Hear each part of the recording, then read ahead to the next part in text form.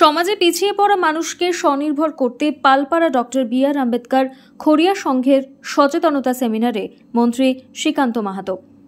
পটাশপুর ১ নম্বর ব্লকের Palpara doctor B আর আম্বেদকর খড়িয়া সংঘের ব্যবস্থাপনায় সমাজে পিছিয়ে পড়া সম্প্রদায় ও দরিদ্র পরিবারের মানুষকে সমাজের মূল স্রোতে ফিরিয়ে আনতে ও স্বনির্ভর করার লক্ষ্যে সচেতনতা সেমিনার অনুষ্ঠিত হলো। প্রদীপ প্রজ্বলনের মাধ্যমে সেমিনারের সূচনা করেন রাজ্যের ক্রেতা সুরক্ষা মন্ত্রী শ্রীকান্ত মাহাতো। এই সেমিনারে মন্ত্রী শ্রীকান্ত মাহাতো সমাজে পিছিয়ে পড়া মানুষ আগামী দিনে কিভাবে অর্থনৈতিকভাবে তারা সচ্ছল হবেন সে বিষয়ে বক্তব্য রাখেন। এছাড়াও উপস্থিত ছিলেন ভগবানপুর ১ নম্বর পঞ্চায়েত সমিতির সভাপতি অরূপ সুন্দর পান্ডা, বিভীষণপুর গ্রাম পঞ্চায়েতের উপপ্রধান সৌরভ কান্তি বেরা, পালপাড়া ডক্টর বি আর আম্বেদকর খড়িয়া সংঘের কর্ণধার শিক্ষক সাংবাদিক গৌতম নায়েক, এই সংঘের গুণীজন তারাপদ নায়েক, মহিলা সদস্যা বন্দনা নায়েক, পুতুল বেরা, যোগুমায়া সামন্ত প্রমুখ। সংস্থার সভাপতি গৌতম নায়েক জানান, এই সংস্থার মূল লক্ষ্য মানুষকে স্বনির্ভর করা। এই এলাকার অধিকাংশ মানুষ খড়িয়া সম্প্রদায়, তারা খড়ির ঝুড়ি তৈরি করে, কিন্তু বর্তমান বাজারে প্লাস্টিকের চল বেশি হওয়ার ফলে আর্থিক অভাবে ঢুকছে। সেই সমস্ত মানুষকে স্বনির্ভর করার লক্ষ্যে এই সচেতনতা সেমিনার সংঘ প্রাঙ্গণে অনুষ্ঠিত হয়। আম্বেদকর খড়িয়াল সংঘের যে স্বনির্ভর কর্মসূচিতে এলেন, কি বার্তা দিলেন এবং আগামী দিনে কি? পঞ্চায়েত সমিতির সভাপতি এবং প্রধান সাহেবও ছিলেন। আমরা এই গরিবত্ব কী করে ঘুচবে আমাদের, সেটাই আমাদের আজকের আলোচ্য বিষয় ছিল, যে আমরা যে দারিদ্রতা আছি এবং এই দারিদ্রতা থেকে আমাদের পরিবারগুলো, খড়িয়া পরিবারগুলো কী করে উন্নত করতে পারবে, তাদের অন্ন, বস্ত্র, বাসস্থান, স্বাস্থ্য, শিক্ষা, শান্তি, স্বাধীনতা, জীবন জীবিকা, রুজি রোজগার, কর্মসংস্থান, দারিদ্র দূরীকরণ, অভাব অনটন মোচন কী করে হবে, সেটাই আমাদের আলোচ্য বিষয় ছিল আজকে। আমাদের গৌতম ভাইয়ের উদ্যোগেই মূলত এই সেমিনার, এই কার্যক্রম।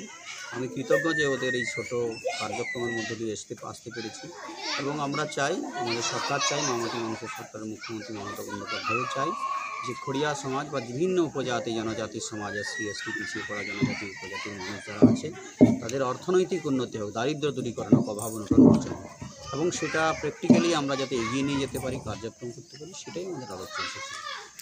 আগামী দিনে এই এলাকা থেকে কয়েকটি দাবি রাখলো, সেই বিষয়ে আপনি কি দেখছেন? এই এলাকায় দাবি তো আমাদের সরকার করছেই, একটা করে পূরণ করছে যত পারছে।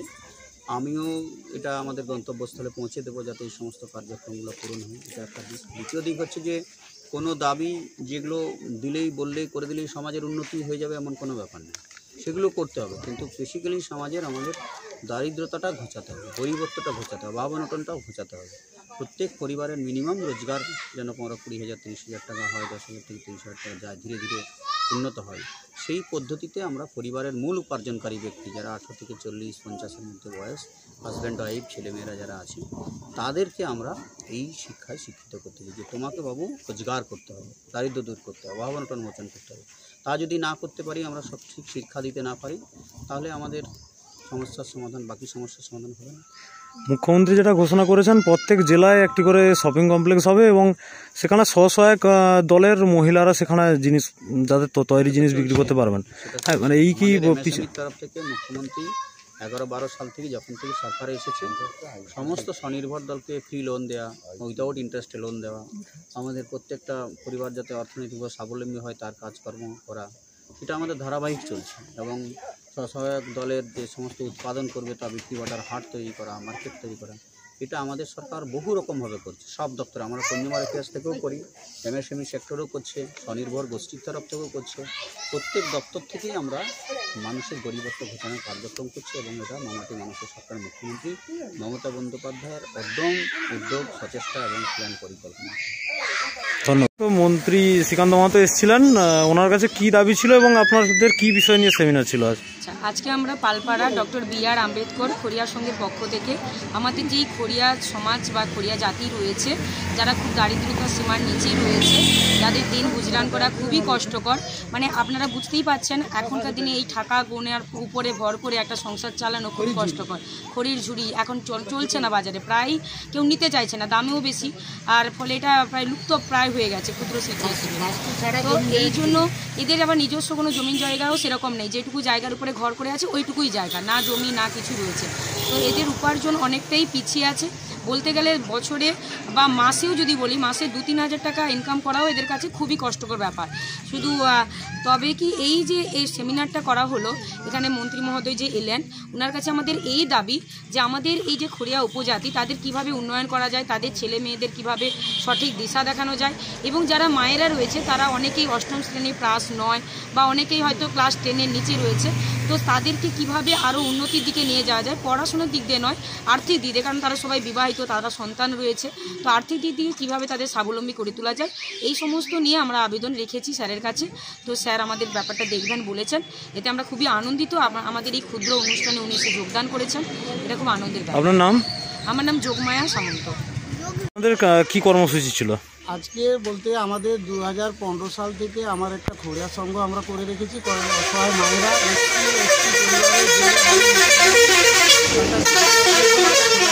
যারা নিজেদের কায়িক শ্রম, নিজেদের আর্থিক শ্রম দিয়ে বিভিন্ন রকম কর্মসূচি করে থাকে। গত দিনে আমাদের শ্রীরামকৃষ্ণ মঠ চণ্ডীপুরের শাখার আন্ডারে মা সারদা পাঠচক্র একটা আমাদের সংঘ রয়েছে। তো আজকে আমরা বিশেষ চিন্তাভাবনার পরে নিজেরা সহযোগিতা করে আজকে দুপুর থেকে আমরা মন্ত্রী আমাদের শ্রীকান্ত মাহাতো ক্রেতা সুরক্ষা মন্ত্রী, উনি আমাদের সঙ্গে একটু সময় চর্চা আমাদের নিয়ে ভাবনা চিন্তা নিয়ে একটা সেমিনারও উনি আয়োজন করেছিলেন। আজকে আমরা ধন্য হয়েছি যে আমাদের কথাটা কোনোভাবে সরকার বাহাদুরের কর্ণগোচর হওয়াতে আমরা নিজেদেরকে ধন্য বলে মনে করছি। আচ্ছা, কি নিয়ে সেমিনারগুলি হলো, মানে কি সচেতনতার? আজকে সমাচার হচ্ছে বিশেষ করে যেটা ছিল যে একটা পরিবারের মা যদি পরিবারের ভালো মা হতে পারেন, তার সন্তানকে আগামী দিনে চিন্তাভাবনা করতে হবে না, এবং সেই মাকে সঠিক পথ দিশা দেখালে পর যেটা সরকার করে থাকছেন সেটাকে সঠিক জায়গায় রূপায়িত করার জন্য এই সংঘ দিয়ে ট্রেনিং দিয়ে, যাতে সমাজে আরও শিক্ষিত ছেলেরা যারা এই সংঘেরই দায়িত্ব নিয়ে যারা আজকে অক্লান্ত পরিশ্রম যে করছে, আমরা আর্থিকভাবে পিছিয়ে আমরা নিজেরা চাঁদা তুলে করি এইসব জিনিস, কিন্তু আমাদের কোনোভাবে কেউ সহযোগিতার হাত বাড়ায় না। তো আমাদের সেই লক্ষ্যটাকে পূরণ করার জন্য উনি একটা ট্রেনিংয়ের ব্যবস্থা করবেন আগামী দিনে, এবং সবসময় আমাদের পাশে সহযোগিতার হাত বাড়াবেন, এইটুকু বার্তা আজকে পেয়েছি। এতে আমরা ধন্য এবং কৃতজ্ঞ। আপনার নাম? আমার নাম গৌতম কুমার নায়ক, পালপাড়া ডক্টর বি.আর. আম্বেদকর খড়িয়া সংঘের সভাপতি। সেই সঙ্গে আমাদের সবাই সঙ্গের সদস্যরা সবাই রয়েছে, প্রায় 200-250 আমাদের মায়েরা রয়েছে। কেউ কিন্তু কোনো চাঁদা বা কোনো কিছু দেয় না, আমরা নিজেরা এই 2-4 জন আমরা নিজেরা চাঁদা তুলে আজকে এত বড় অনুষ্ঠান করেছি। এটা সম্পূর্ণ দায়ভার আমার, স্বামীজিরা যে আসেন তার দায়ভারও আমার। এখানে যদি কোনো কিছু মেডিকেল ক্যাম্পও করি তার দায়ভার। কোনোভাবে আমরা কোথাও থেকে কোনো আর্থিকভাবে কোনো কিছু পেয়ে থাকি না বা কেউ আমাদের সহযোগিতা করে না। তো সেই জায়গাতে আমি চাইব সবাই আগামী দিনে আমাদের এই সংঘটার পিছনে সময় দিয়ে যাতে আমরা আগে কীভাবে পথ চলবো সেই চিন্তাভাবনা যাতে করে, তার জন্য আমরা কৃতজ্ঞ। ব্যুরো রিপোর্ট, টাইমস প্রতিদিন।